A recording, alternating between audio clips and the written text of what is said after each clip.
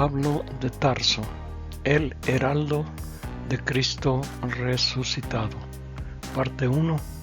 Sus revelaciones celestiales. En los ensayos anteriores que he escrito, he usado muchas veces en estos ensayos las citas de las epístolas del apóstol Pablo de Tarso, debido a que considero que sus intuiciones provienen de un hombre de Dios totalmente imbuido por el Espíritu Santo, que después de su conversión caminó con Cristo resucitado en su propio corazón.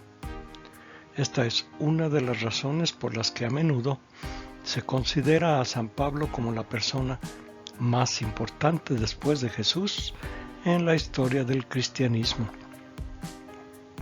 Sus epístolas o cartas han tenido una enorme influencia en la teología cristiana, especialmente en la relación entre Dios Padre y Jesús y en la relación mística humana con lo divino. Britannica.com. En este breve ensayo compuesto de 3 partes, analizaré algunas de las epístolas de Pablo, que fueron escritas por la mano del apóstol apenas 20 a 25 años después de la muerte de Jesús de Nazaret. En este trabajo examinaré solo aquellas que son consideradas auténticas epístolas paulinas por la mayoría de los eruditos, y que son 1 Tesalonicenses, Filipenses, 1 Corintios, 2 Corintios, Gálatas, Filemón y Romanos, extraídas de la versión Reina Valera 1960. En base a lo que mi experiencia espiritual pueda mostrarme a través de la lectura entre estas líneas, intentaré descubrir los muchos consejos llenos de profundos significados espirituales que Pablo pretendía que conociéramos para que nos comportemos como discípulos de Cristo, viviendo y manifestando en nuestras vidas estas instrucciones para que realmente podamos vivir una forma de vida basada en la espiritualidad cristiana. Después de leer y explorar las 7 epístolas mencionadas, pude encontrar un vínculo unificador que me llevó a lo largo de lo que creo es la teología cristiana fundamental que nos dejó Pablo de Tarso como varias guías rectoras para lograr la salvación, es decir, la liberación de este mundo colapsado en compañía de Jesucristo. La fuente de mis palabras. Pablo fue claro al afirmar que sus palabras no provenían de las Escrituras ni de ninguna sabiduría humana, sino del conocimiento espiritual que estaba surgiendo en su corazón debido a la acción del Espíritu Santo. Poco a poco, cuando un discípulo comienza a seguir a Jesús contra viento y marea, se le dan nuevas y sutiles revelaciones a través de su corazón por la acción del Espíritu Santo, y estas nuevas percepciones lo ayudan a vivir una vida mejor y a liberarse a sí mismo de la esclavitud del pecado. Las Escrituras simplemente transmiten un conocimiento intelectual, pero debemos tener conocimiento vivo, es decir, la experiencia de nuestra propia espiritualidad. Y este conocimiento vivo dentro de nosotros solo es accesible si abrimos las puertas de nuestro corazón al Espíritu Santo. En Lucas 17, 20 a 21 leemos: Preguntado por los fariseos cuándo había de venir el reino de Dios, les respondió y dijo: El reino de Dios no vendrá con advertencia, ni dirán, helo aquí o helo allí, porque he aquí, el reino de Dios está entre vosotros. Reina Valera 1960. Aquí, Jesús estaba describiendo claramente la experiencia del cielo como un fenómeno interno. Esto implica que el estado interior del buscador es la fuente de su realización espiritual, al igual que el apóstol Pablo, que nos dijo de dónde venía la fuente de su evangelio. El conocimiento de nuestro mundo proviene solo de carne y sangre, y la carne y sangre no pueden heredar el reino de Dios. 1 Corintios 15, 50, Reina Valera 1960. El verdadero conocimiento, sabiduría del Espíritu. El apóstol San Pablo aborda este importante tema a través de 4 interesantes declaraciones contenidas en sus 2 cartas dirigidas a los Corintios, 1 Corintios y 2 Corintios. Primero, la sabiduría de los sabios y la inteligencia de los expertos de nuestro mundo no son nada ante Dios.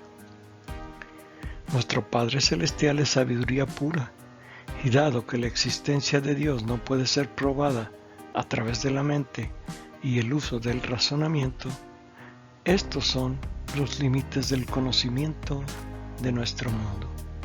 Algún conocimiento sin Dios y simple sabiduría humana. Segundo, la sabiduría de Dios para nuestro mundo es Cristo y su cruz. La cruz es el punto en donde se cruza nuestra voluntad y la voluntad de Dios. Todos los días nos enfrentamos a todo tipo de opciones, ya sea que vayamos a hacer las cosas a nuestra manera o a la manera de Dios. heritagecc.org. Esa es la cruz de Cristo. Tercero, sin la cruz en nuestras vidas permanecemos en tinieblas. Cuando usamos el término tinieblas nos referimos a cómo las escrituras bíblicas usan constantemente el término, a lo que es contrario al orden y la verdad de Dios. Y esta reflexión explica y aclara la oscuridad intelectual de nuestro tiempo. Cuarto, todos los argumentos y toda la arrogancia que se levantan contra el conocimiento de Dios son demolidos, llevando cautivo todo pensamiento a la obediencia a Cristo. El viaje de la desobediencia a la obediencia a la voluntad de nuestro Padre Celestial está contenido en estas sencillas palabras: no se haga mi voluntad, sino la tuya. En nuestro mundo la intemperancia alimenta la oscuridad.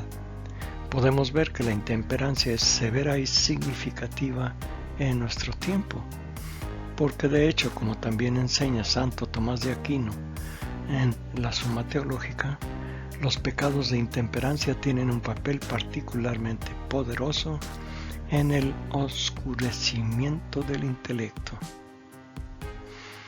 El libro de Eclesiastés aclara este punto, diciendo: porque al hombre que le agrada, Dios le da sabiduría, ciencia y gozo, mas al pecador le da el trabajo de recoger y amontonar, para darlo al que agrada a Dios. También esto es vanidad y aflicción de espíritu. Eclesiastés 2:26, Reina Valera 1960. Conocer a Dios es ser conocido por Dios. La única forma de conocer a Dios es adquiriendo una auténtica filiación con nuestro Padre Celestial, y para ello debemos abandonar todos nuestros apegos y entregarnos totalmente al cumplimiento de su voluntad. Si podemos hacerlo, conoceremos a nuestro Padre y seremos conocidos por Él. Conocer a Dios es un viaje interior porque nuestro Padre habita dentro de nuestro corazón. Acercarse a Dios no ocurre en el tiempo ni en el espacio. Es más bien un viaje espiritual dentro de nosotros. Nuestro problema es de actitud y compromiso. Muchos de nosotros queremos encontrar el reino interior de Dios, pero quizás no ahora, no en este momento, ya que estamos fascinados con las ilusiones que nuestra vida nos presenta constantemente. Si finalmente logramos tener una verdadera relación con Dios a través de la semejanza amorosa, seremos dignos de confianza para Dios y entonces Él comenzará a revelarnos cosas como sueños y revelaciones de cosas sobrenaturales. Una verdadera relación con nuestro Padre Celestial nos hará conocerlo, pero mejor aún, comenzaremos a ser conocidos por Él. Y aquí recuerdo las amorosas palabras de nuestro Padre Celestial, que ciertamente conocía a su Hijo cuando Jesús fue bautizado por Juan. Tú eres mi Hijo amado, en ti tengo complacencia. Lucas 3:22, Reina Valera 1960. Adán y Eva. Una evolución particular con grandes dones espirituales fue creada por amor, pero desafortunadamente, debido al pecado de orgullo de sus primeros miembros, descendió como evolución a una creación de naturaleza caída y a un mundo colapsado donde Satanás fue desterrado y donde gobierna con mentiras y engaños para continuar allí su desarrollo, condenados a morir sin remedio y condenados a decaer para siempre con todos sus descendientes. Sin embargo, por compasión su Creador presentó a su descendencia una nueva oportunidad para recuperar su naturaleza espiritual perdida. En Romanos 5:19 Pablo declaró que, porque así como por la desobediencia de un hombre los muchos fueron constituidos pecadores, así también por la obediencia de uno los muchos serán constituidos justos. Reina Valera 1960. Haciendo una referencia obvia a la evolución adámica, de la que todos somos parte y de cómo se puede lograr una manera de entrar en un reino espiritual superior si seguimos el ejemplo de obediencia a nuestro Padre Celestial que Jesús el Cristo nos dio. El pecado. El pecado en nuestras vidas está relacionado causalmente con nuestra naturaleza caída en un mundo caído que está bajo el dominio y la influencia de Satanás. Aunque no cometimos los pecados de Adán y Eva, ciertamente somos partícipes y participantes de esta evolución adámica, ya sea por elección o por destino. Y aunque nos rompimos esos platos, estamos pagando por ellos, viviendo en un mundo infectado por Satanás, que siempre nos induce a desobedecer la voluntad divina. De Adán a Jesús, viaje de regreso al paraíso, Dávalos 2020, página 4. Si no es así, ¿por qué nuestra naturaleza humana actual es tan propensa a desobedecer la voluntad de nuestro Padre Celestial entonces? ¿Y por qué la enseñanza más importante que Jesús nos dejó fue su ejemplo de ser siempre humildes y obedientes a la voluntad de nuestro Padre Celestial? San Juan de la Cruz, el místico español y doctor de la Iglesia cristiana, escribió que la aniquilación del pecado requiere del aspirante soportar la noche oscura de su alma a través de la privación y purga de todos sus apetitos sensuales por todas las cosas externas del mundo y las que son delicia para su carne, y también para los gustos de su voluntad. Declaración de la canción 4, subida al Monte Carmelo. En esencia, abstenerse de los apetitos e imperfecciones que hay en la parte sensible del orden del hombre por el desorden que tiene y que es provocado por su razón. Ascenso Monte Carmelo, página 1.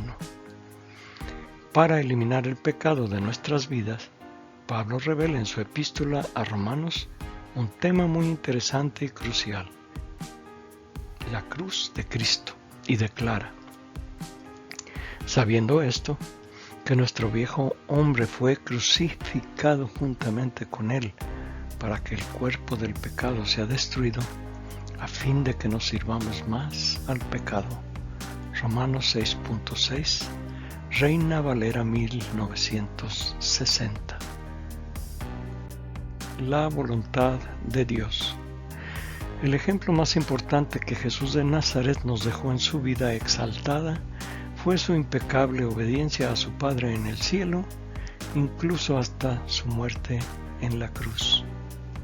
La raíz de nuestra desobediencia proviene del pecado del orgullo y la falsedad. Precipitó la caída de Satanás de la presencia de Dios y precipitó nuevamente la caída de Adán y Eva de la presencia del Padre Celestial y del paraíso. El orgullo obviamente destruye las relaciones. De Adán a Jesús, viaje de regreso al paraíso, Dávalos 20:20, página 11. Un espíritu y un corazón humildes nos ayudarán a estar dispuestos a obedecer a Dios. La humildad mantiene a raya nuestro ego y de esta manera nuestros corazones pueden abrirse hacia nuestro Salvador y Maestro, Jesús el Cristo. Pablo nos ha dado una pista importante para llegar a ser victoriosos en nuestra expiación personal en este mundo caído, porque le da una importancia suprema a seguir la voluntad de nuestro Padre en el cielo, especialmente cuando se dirige específicamente al control de nuestra carne, que es propensa al pecado constantemente.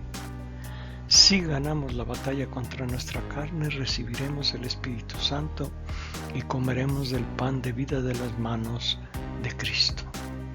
Con respecto a este tema, Pablo afirmó en 1 Tesalonicenses 4:3: pues la voluntad de Dios es vuestra santificación, que os apartéis de fornicación. Reina Valera 1960.